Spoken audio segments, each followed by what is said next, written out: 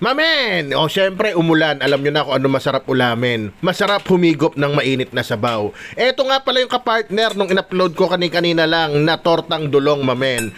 Ayan, sinigang na isda.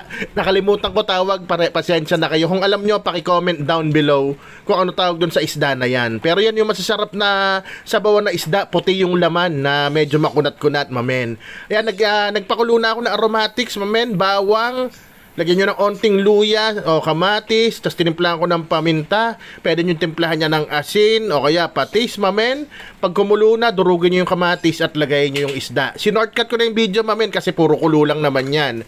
Ngayon, pag luto na yung isda, lagay nyo na yung ibang gulay nyo, yung mas matigas, talong, sitaw, okra, bahala ka na, sigarilyas, at timplahan nyo na ng pampaasim. Sinigang mix lang gamit ko, mamen, pero kung may kalamansi ka o sampalok, mas solid yun o kaya kamyas, mamen. Oo nga pala, mamen, kung nandiyan ka pa, baka pwede naman paki-like and share nung video natin para naman makarating sa iba kung gaano lang talaga kasimple, ka-basic, tumira ng sinabawang isda, mamen.